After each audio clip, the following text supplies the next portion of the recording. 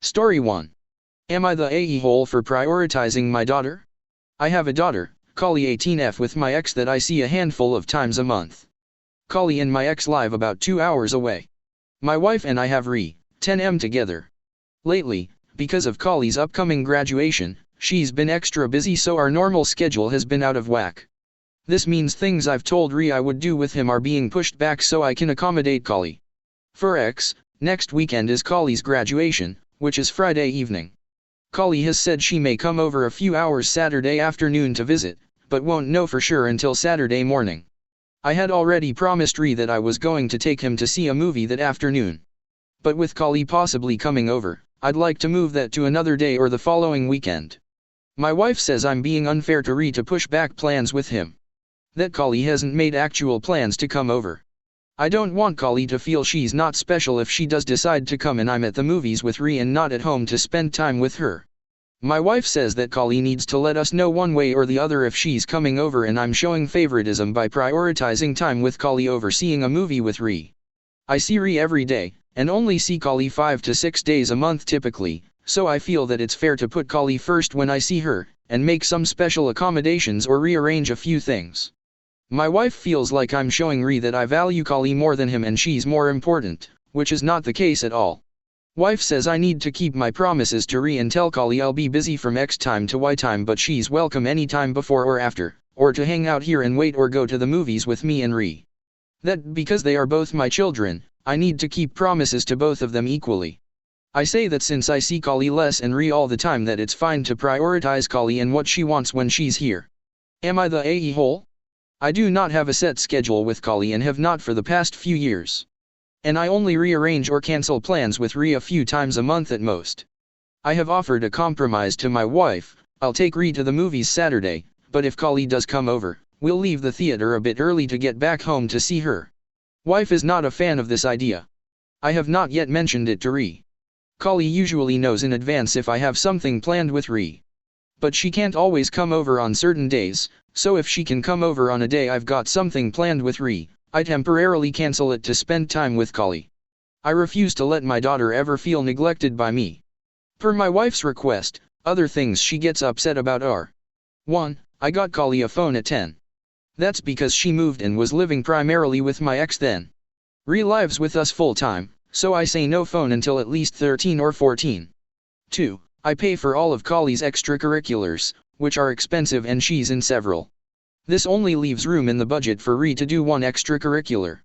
Wife feels that's unfair to because he'd really like to do 2. 3. I bought Kali a car for her 15th birthday so she could start learning to drive early and be able to come over on her own when she wants vs having to either go to my ex's to pick her up or my ex drive here. I do not plan to get a car until he's 18 and starts college, again because he lives here full time and we can take him places easily. 4. I spend usually 2-3x the amount on Kali for birthdays and holidays that I do And again, I don't see Kali as much as I do so I'm trying to make it up to her any way I can. Redditor comments. 1. You're the a-hole. Your wife is right, you are showing that you prioritize his sister over him, and quite frankly, that's exactly what you're doing. Now, I don't necessarily think that's a bad thing, if it's only happening currently because she's about to graduate, and if that was explained to but you make it sound like that's not as important a piece of the pie as the fact that you only get to see her a few days a month. If those days are so important, maybe don't promise your son to do things with him on them. 2. Dude. The compromise suggested by your wife is on point. Explain to your daughter that you and her brother have movie day planned, visit prior, or post, and feel free to join the fun. Just because you see your son every day doesn't mean he receives quality time with you. When you prioritize one child over another, you are hurting the neglected child, the relationships between the children involved, and your relationship with them. Stop putting others on hold just for the "maybe I'll stop by" scenarios. Your family deserves better. Wake up or find yourself alone. You're the a-hole, because you are harming your son, hurting his feelings, diminishing his self-esteem, and destroying his trust in your word. 3. You're the a-hole. I think you need to be trustworthy with both of these children. Of course you should make every effort to see Kali, but she should not string you along, nor should you string along in this confusing manner to the point of breaking a promise to him. I agree with your wife that you need to work with them both to actually schedule a plan that has integrity and honesty and quality time with both kids. That means Kali does not get to float free with this mystery prioritization, but rather she can and should work with you to decide on a time. This is just normal adult behavior, and Kali is 18, so actually the older child here, so it is reasonable to ask her to communicate more clearly her availability so the whole family is not in limbo around her. Unless she's like about to give birth or juggling something on that level of unpredictable, I don't see why she has to wait till that morning to decide what she's doing. It's unfair to others, and not a mature way to handle life. 4. You're the a-hole. I understand trying to be accommodating to your daughter, but you're doing it at the expense of your son. You made plans to see a movie on Saturday. Just because your daughter may come over that morning is not an excuse to cancel pre-existing plans. You tell your daughter, just be aware if you come over I promised to take Ree to a movie, you are welcome to join us. You don't slide another kid's time with you for a maybe from your daughter. This will just show your son which child means more to you. 5. You're the a-hole. You shouldn't just cancel plans with your son because of your daughter, that's absolutely not fair on the kid.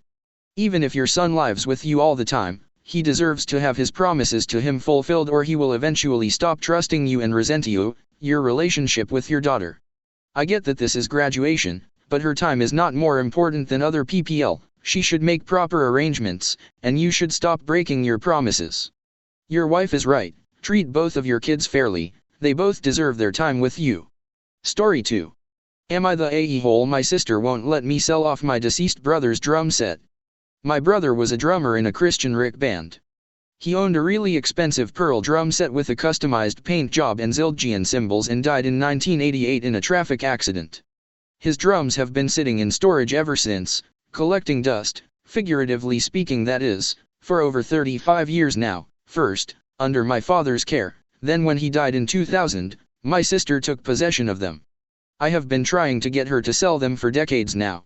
Not for the money, mind you, but so that someone else can use and enjoy them like my brother once did. My sister refuses to sell them. She claims it's because she doesn't want to forget my brother. Now I can understand her reasoning. To a point. But she still has recordings, video and other reminders of him that even I don't know about.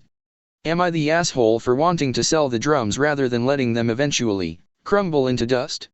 I really want someone else to enjoy them, but I haven't even seen the set in decades. I know where they are and have seen the boxes they are in, but haven't, physically, seen them in decades, so I don't know what condition they're in. Do I have to wait till she dies to get them? Will her husband take them? Will they go to my other brother? Drums should be used and enjoyed. Not collecting dust in a storage locker to be sold on Storage Wars someday. Or become a family white elephant. What should I do? Redditor comments. 1. You're the a-hole. They are her drums and she can do what she wants with them. Especially considering they aren't affecting you in any way. Do you have people asking you to sell your possessions yearly? Stop asking her about it, she gave you her answer and it hasn't changed in 2 decades, so drop it. 2. You're the a-hole. If you're really not asking this for money, whether the drums are in storage or sold isn't impacting your life, unless you're paying for the storage or need that space for something else. If they are properly stored, then they aren't deteriorating and someone will appreciate them when your sister is ready to sell. 3. You're the a-hole.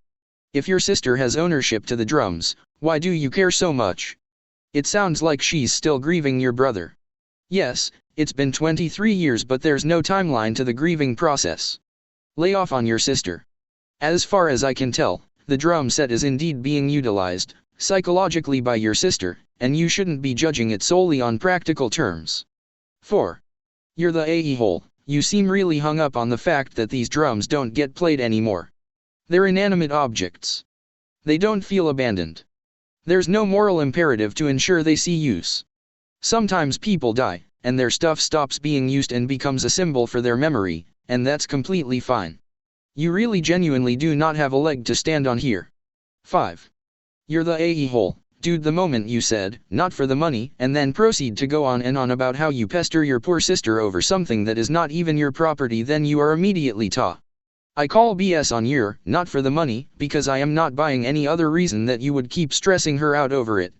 It is petty and pedantic on your part. Leave her TF alone and forget those drums, you won't see a dime and it's not yours to care for. Story 3. Am I the a-hole for choosing my brother's school bully over him for my wedding? My brother in middle school had a bully. Max school kinda sucked and didn't do anything about it. I am 4 years older than my brother and Max. I didn't have the money to go to college, so I spent a few years saving up cash. I went to a community college and Max was there with me. We were in the same track, so we worked together before. I don't get close to him until my grandfather died, and my family didn't tell me until the day of the funeral. It was rough and he really helped me out. I brought up his bullying and he told me he will send a letter to apologize. My brother got it and basically said I don't forgive him, which is his right. I am 34 now and I am still close with him. He is being my best man. I told my family this and most were happy since they know how much he has helped me out before. My brother on the other hand hates it. He told me he won't come to my wedding if he is invited. We got in an argument with me just saying you can't be in the same building and not talk to someone. He claims it's as the principle of it and won't go to the wedding unless I uninvited him. That I am picking a bully over him, but it's been almost 15 years and he has helped me so much. Edit. Anyways, I talked to my brother. This doesn't really have anything to do with Max and more with me. He is upset that he isn't best man.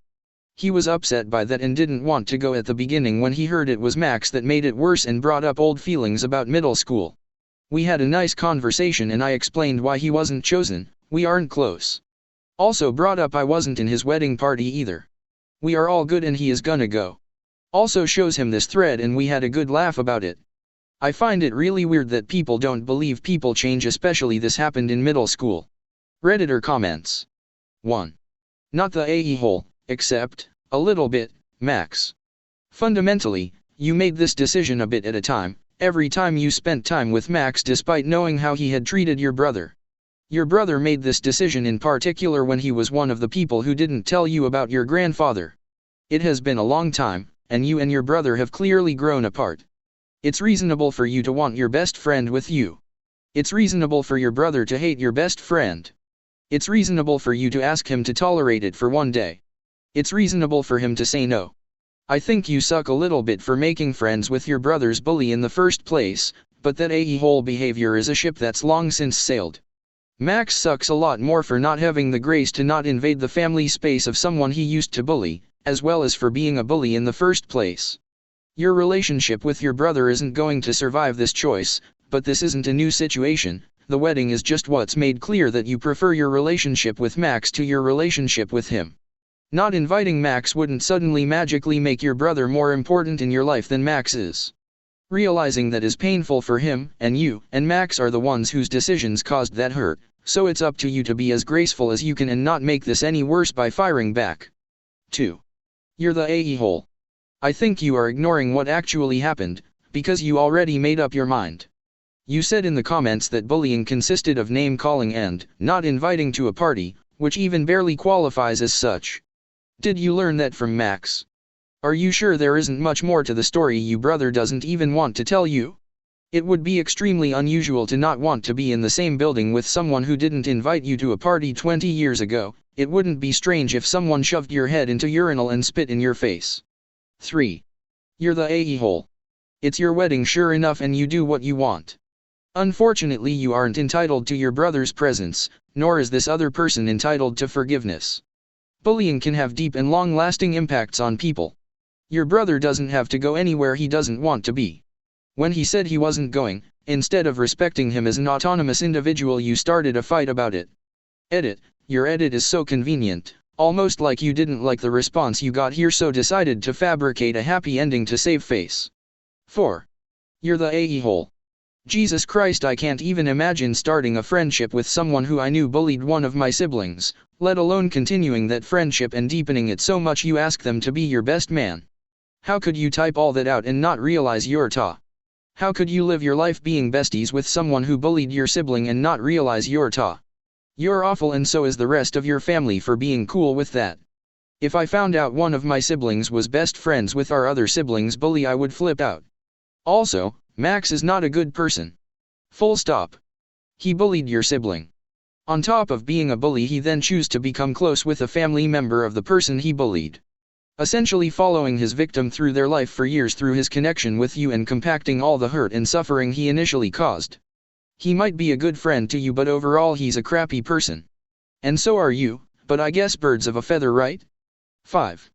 Not the a-hole. You can have whomever you want at your wedding, but you don't get to force your brother to be around someone who traumatized him for years, and you have to accept any consequences that come from your choice with no complaint. If your brother disowns you over it, that's his right, and you don't ever get to mock or condemn him for it or tell him to get over it.